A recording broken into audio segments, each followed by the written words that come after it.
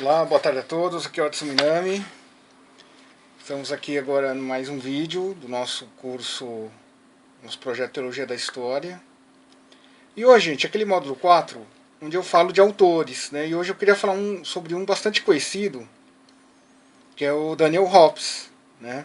Por Felipe Aquino, onde ele conta a história da igreja. Inclusive eu sei que tem vídeo, tem audiolivro, etc. Pois bem, o que uma coisa talvez nem todos saibam, é que o Felipe Aquino se baseia na obra desse historiador francês, né, o Daniel Hobbes, e eu queria falar um pouquinho sobre ele. Né? Então, Hobbes era um pseudônimo, né, o nome dele era Henri Petiot, e ele era de origem judia, ele era um judeu converso. Né, eu tive a oportunidade de conhecer um padre que conheceu ele, e me disse que era um homem baixinho, magrinho, né, e se converteu já na idade adulta, enfim. Pois bem, o Hobbes, gente, a obra dele tem uma série de peculiaridades, né? A obra mais conhecida dele são aqueles 10 volumes gigantescos, né, da história da Igreja de Cristo, né, todos já publicados pela Quadrante, aqui no Brasil, né? Mas ele tinha outras obras, né? Então, por exemplo, História do Povo Judeu, A Vida de Jesus Cristo, né? E uma outra obra também, uma biografia pela Quadrante, que era a biografia sobre São Bernardo e Claraval, né? Pois bem, então o Hobbes, gente, uma coisa que é importante lembrar, ele era historiador de formação, né? A tese doutoral dele foi sobre o Concílio de Trento, né? Por isso que a gente nota na coleção História da Igreja de Cristo, os volumes 4 e 5, eles estão melhor trabalhados, né? Tem mais referências de nota rodapé. Por quê? Porque era a tese de doutorado do Hobbes, né? Mas o que eu queria hoje trabalhar com vocês era um pouco algumas ideias, né, que ele foi colocando nos livros dele. E seria interessante a gente pensar um pouco. Então, o Hobbes, além de historiador, ele era escritor, né, ele era membro da Academia Francesa de Letras. Então, ele tinha uma coisa que não é comum dos historiadores, que é o dom de saber escrever bem, o dom da escrita, né? E isso transparece na obra dele, né? Uma obra muito bonita, né? Muito literária. Algumas passagens são lindíssimas. Eu destaco aqui no volume 2 sobre a Alta Idade Média, ele descrevendo a invasão dos bárbaros sobre o Império Romano. É simplesmente magnífica, né? A passagem. Mas eu queria me prender um pouco a algumas passagens do primeiro volume, volume 1, Tratado de Antiguidade Cristã, onde ele, no capítulo 3º do volume 1, ele trata de teoria da história. Né? Então, daí ele está aqui no nosso programa de Teologia da História. Né? Então, o Hobbes, uma coisa que a gente não pode esquecer, é que ele nasceu em 1902. Né? Ou seja, ele pegou toda aquela parte da primeira metade do século XX. Então ele presenciou fatos como a Revolução Russa, os gulags, né? Então quer dizer, a geração do Daniel Hobbes, ela é muito impactada pelo episódio, pelo fenômeno Revolução Russa, né? E no capítulo 3º do primeiro volume da História da Igreja, ele trabalha algumas ideias que você percebe claramente que estão em paralelo com a Revolução. Né? Então, por exemplo, ele fala assim, que qualquer ação revolucionária, né, então ele pensa a história da igreja do ponto de vista da revolução, né, ele diz assim para nós: qualquer processo revolucionário é marcado pela mudança dos alicerces da ordem, substituição de uns dirigentes por outros, renovação do Weltanschauung, da visão do mundo. Tais são as três características que diferem uma revolução. Então, para Hobbes, esses são os 3 pontos importantes, né, que marcam qualquer mudança abrupta da organização de uma sociedade. Né? Então, relembrando, mudança dos alicerces da ordem, troca de dirigentes e a mudança de visão de mundo. Então, que ele usa o termo aqui em alemão, Weltanschauung. Aliás, o fato de ele usar termos em alemão é muito interessante. Quer dizer, por mais que ele se diz um autor católico, que se pauta pelo pensamento católico, o Hobbes ele adapta uma visão hegeliana da história, né? Claro que vocês não vão ver isso nos vídeos do professor Felipe Aquino, né? Óbvio que não, né? Enfim, porque já é uma leitura mais aprofundada, enfim. Ou seja, agora, de qualquer modo, o Hobbes ele pensa da seguinte maneira, quer dizer, a história da igreja, assim como o hegelianismo marxista, ele entende a história como um choque de teses e antíteses, né? No caso, a tese, o mundo do pecado, o mundo decaído, né? O mundo, né? E a antítese, que é a vida de santidade, a espiritualidade, né? É Deus que infunde a graça nos fiéis, etc. E eles vão fazendo a história da igreja progredir, né? Só que aí, né, essas comparações, é claro que, vendo assim, parece até que, Edson, que escorro, né? Parece que a história da igreja do Hobbes parece com a história da TL. Não é verdade. O Hobbes, ele, a partir daí, ele começa a trabalhar, a desconstruir essa imagem, né? A fazer, melhor formulando, pontuar, né? Então ele diz assim, um pouco a seguir: o cristianismo não é em si uma força revolucionária no sentido político-social que hoje se dá o termo. Não é nem uma doutrina social, nem uma doutrina política. Não é tampouco uma moral, segundo os termos da filosofia antiga. Isto é, a sua moral não é um fim em si, mas uma consequência na vida moral, de princípios que transcendem essa mesma vida. O cristianismo não é nada mais e nada menos do que a revelação da verdade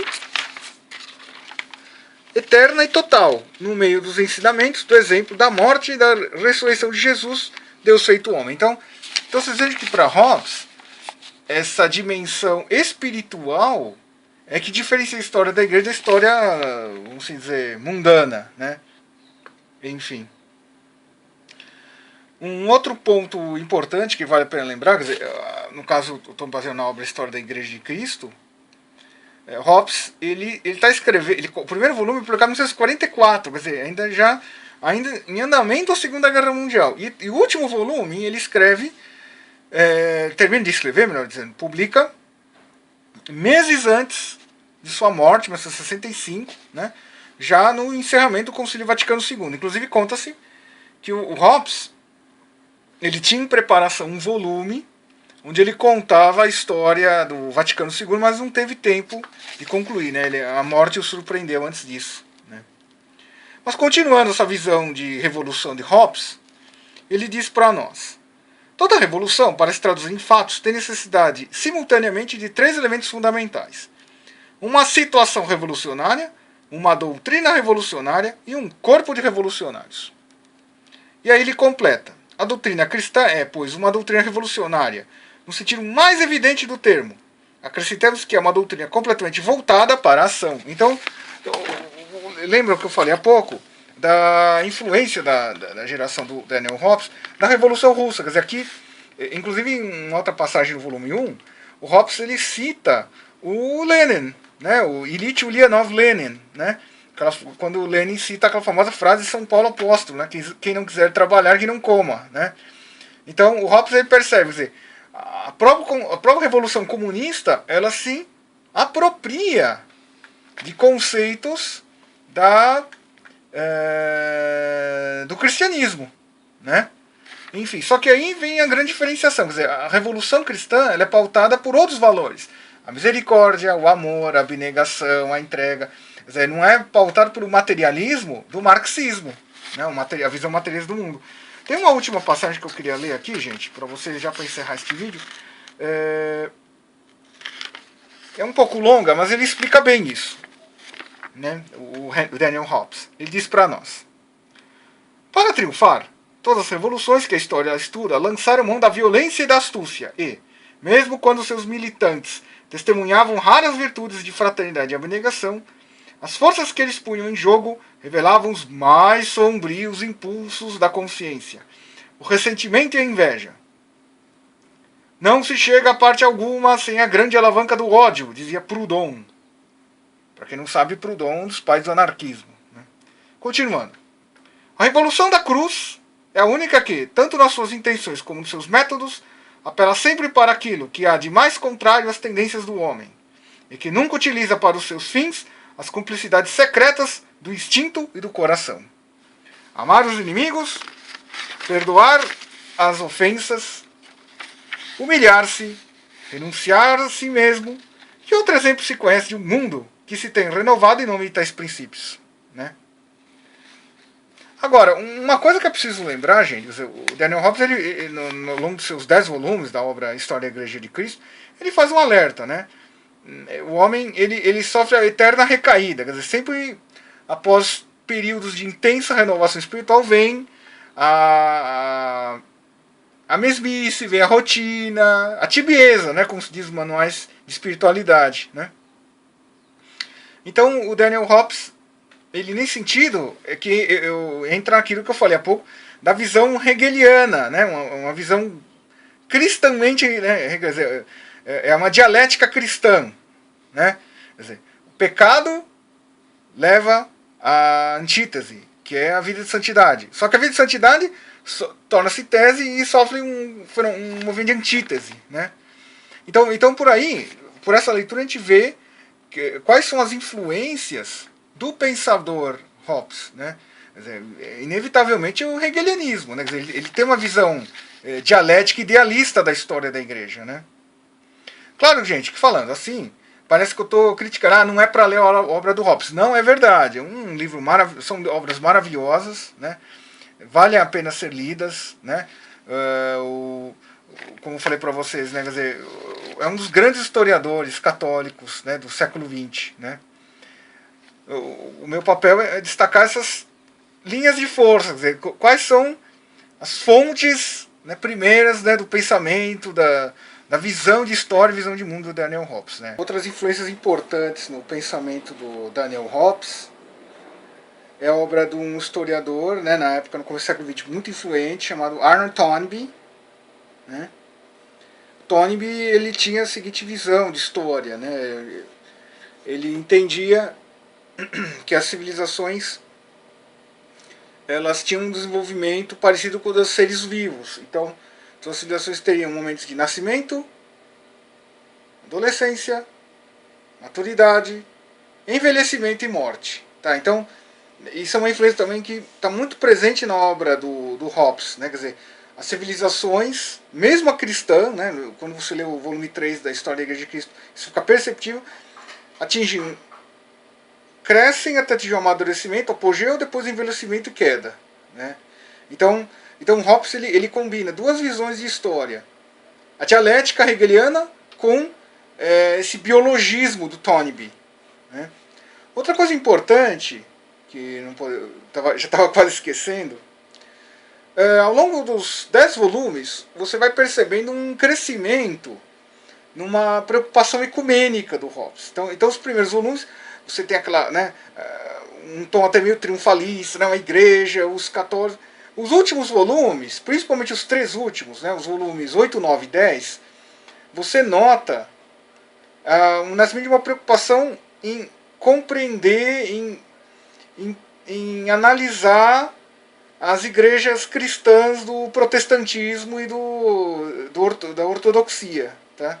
Então isso é muito importante. Quer dizer, então, vejo que nesse aspecto há uma evolução do pensamento do Hobbes. Né?